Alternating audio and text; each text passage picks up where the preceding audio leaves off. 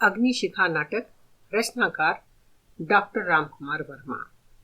इस वीडियो में अग्निशिखा नाटक के प्रथम भाग का सारांश है कि उसकी कथा वस्तु क्या है। मुख्यतः यह अग्निशिखा नाटक जो है वह आचार्य चाणक्य के उदात्त चरित्र को प्रस्तुत करता है। इस नाटक के पहले अंक में आचार्य चाणक्य की कुटी या झोपड़ी दिखाई गई है, जिसमें आचार्य चाणक्य अपना जीवन बिताते हैं। चाणक्य के रहने की व्यवस्था एकदम सन्यासियों के जैसी है, लेकिन यहाँ साफ सफाई, पवित्रता, व्यवस्था और शांति का वातावरण है।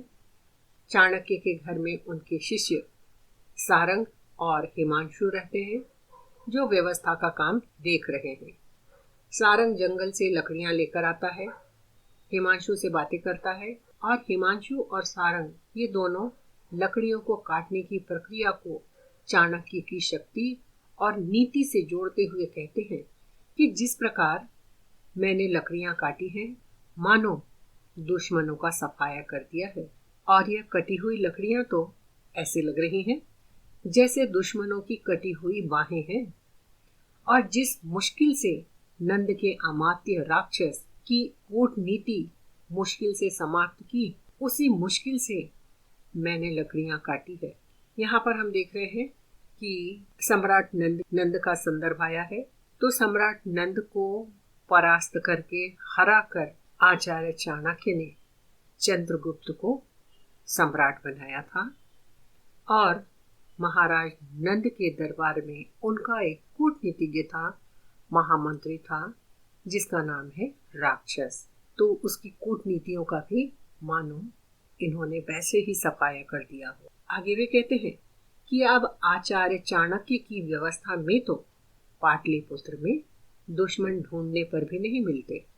अर्थात ये फिर से आचार्य चाणक्य के विषय में ही बोल रहे हैं कि यह जो नगर है पाटलिपुत्र, इसमें तो अब एक दुश्मन भी नहीं मिलता और आचार्य चाणक्य ने दुश्मनों का सफाया कर दिया है। तभी हिमांशु बताता है कि वह कुछ उखाड़ने में तेज धारदार डंठल पैर में चुभ गया। तभी सारंग याद दिलाता है कि एक बार आचार्य चाणक्य अपनी शिक्षा दीक्षा पूरी करके शादी की इच्छा से नगर जा रहे थे। तभी उनके भी पैरों में एक कुश का डंठल चुभ गया था, अर्थात घास का तेज कोई टुकड़ा चुभ गया था। तभी से उन्होंने वचन लिया था, प्रॉमिस किया था कि ऐसी कुशाओं को, ऐसी झाड़ियों को जो आते जाते लोगों को कष्ट देती है, पैरों में चुभ जाती है, मैं उनका सर्वनाश करूंगा, तब ही कोई दूसरा काम करूंगा।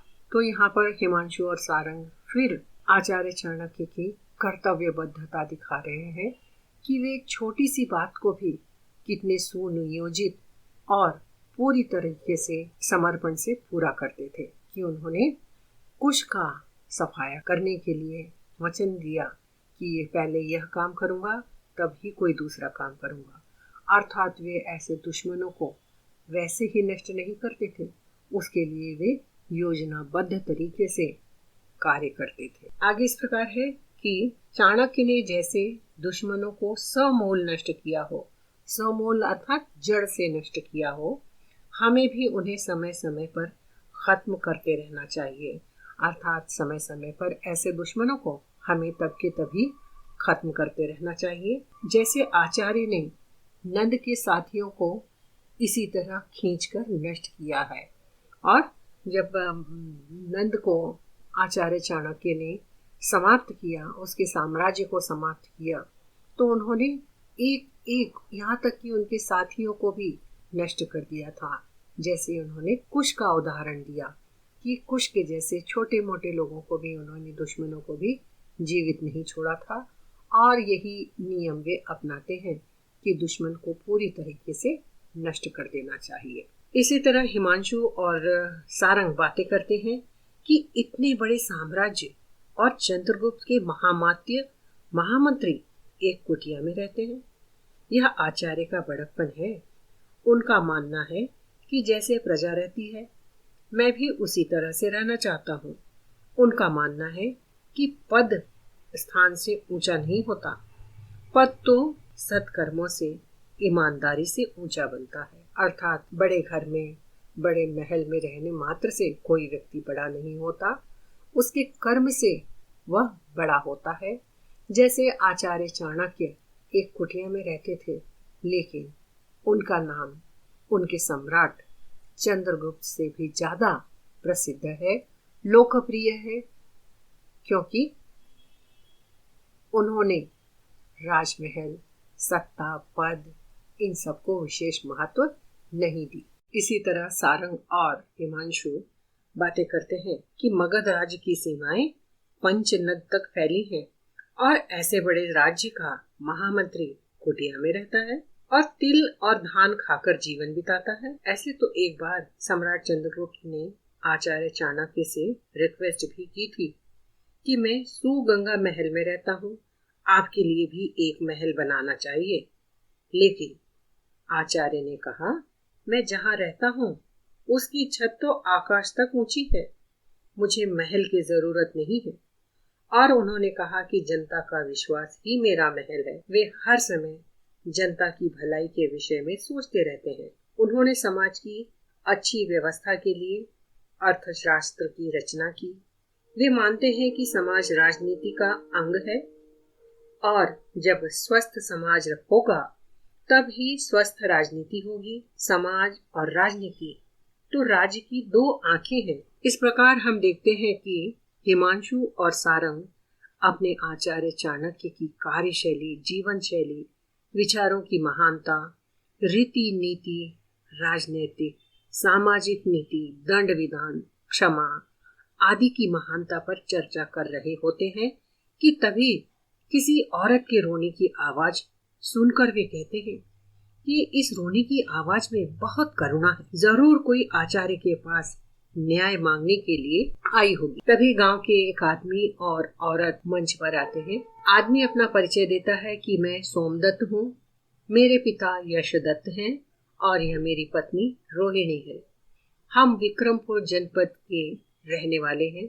इन दोनों को भी चाणक्य के निवास स्थान को देखकर आश्चर्य होता है कि इस कुटिया में सम्राट चंद्रगुप्त के महामंत्री रहते हैं। उन्हें यह भी मालूम चलता है कि आचार्य चाणक्य यहाँ आने वाले सभी से मिलते हैं, सभी की समस्या सुनते हैं और उचित न्याय करते हैं और उनके गुप्तचर नगर में घूम घूम कर समाज की स्थिति की जानकारी भी उन्हें देते रहते हैं।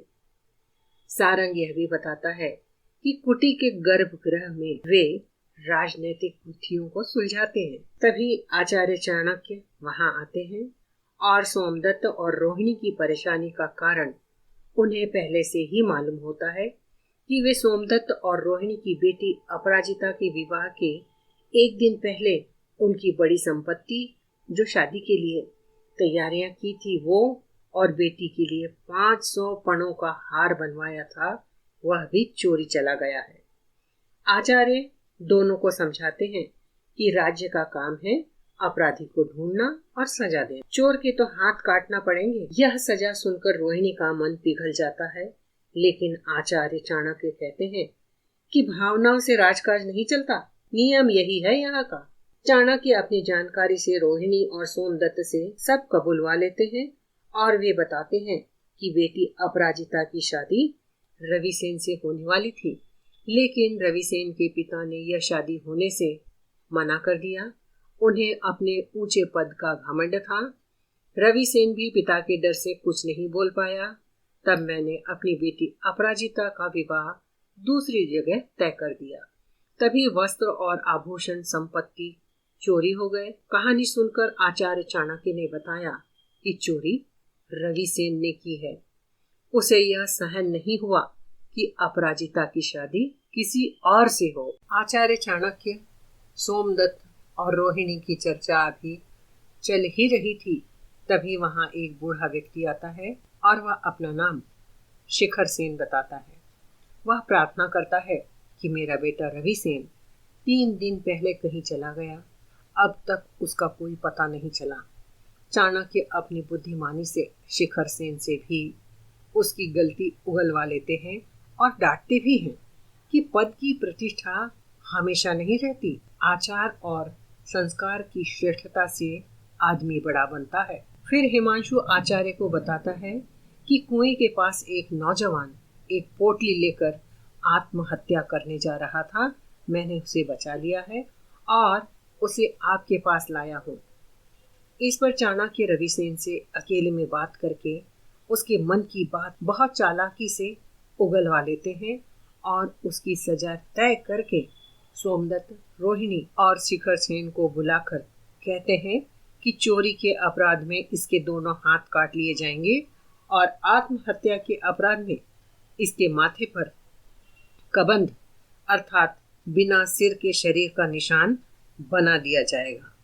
रविसेन की सजा सुनकर रोहिणी, सोमदत्त और शिखर सेन उसके अपराध की माफी मांगते हैं और प्रार्थना करते हैं कि कुछ बदलाव करके इसकी सजा कम कर दी जाए या सजा बदल दी जाए। अपराजिता और रविसेन के पिता अपनी तरफ से धन जमा करने को कहते हैं, लेकिन रविसेन कहता है कि नहीं, मैंने अपराध किया है तो जो भी सजा होगी, जो भी दंड है, वह मैं अकेला झेलूंगा और आचार्य से 6 महीने का समय मांगता है कि मैं मेहनत करके दंड का धन जमा करके आपके राजकोष में दूंगा। अपने बेटे के आत्मसम्मान को देखकर शिखर सेन खुश होते हैं और अपराजिता से विवाह की स्वीकृति भी देकर अपनी गलती मानते हैं।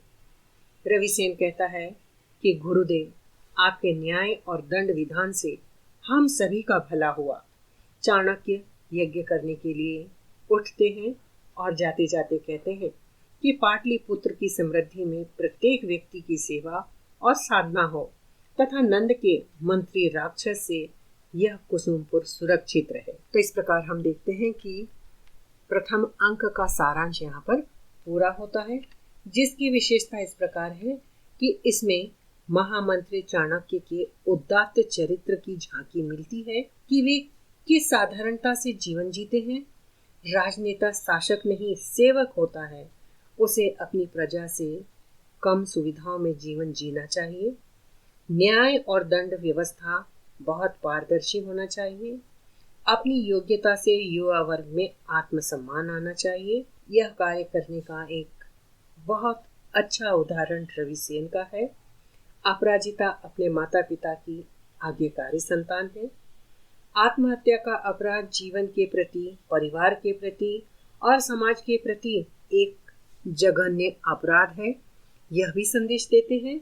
और प्रेम की सुंदर व्याख्या की है कि प्रेम तो वियोग में पड़कर अधिक मजबूत बनता है। माता पिता के कोमल हृदय को बताया है कि वे सदैव अपनी संतान का भला चाहते हैं, हमेशा उन्हें माफ करने के लिए तैयार रहते हैं, उनके मंगल जीवन की कामना करते हैं और अपना सारा जीवन अपनी संतान के उज्जवल भविष्य बनाने में खपा देते। साथ ही आचार्य चाणक्य ने एक स्वस्थ राजनीति किस प्रकार की जाना चाहिए यह बताने का प्रयास किया है। तो इस प्रकार हम देखते हैं कि यहाँ पर अग्निशिखा नाटक के प्रथम अंक का सारांश पूरा होता है और अब हम जल्दी ही इससे संबंधित अगली पाठ्य सामग्री लेकर प्रस्तुत होंगे। तब तक के लिए अगर चैनल को सब्सक्राइब नहीं किया है तो जल्दी से कीजिए, वीडियो को लाइक कीजिए और शेयर करना ना भूलिए।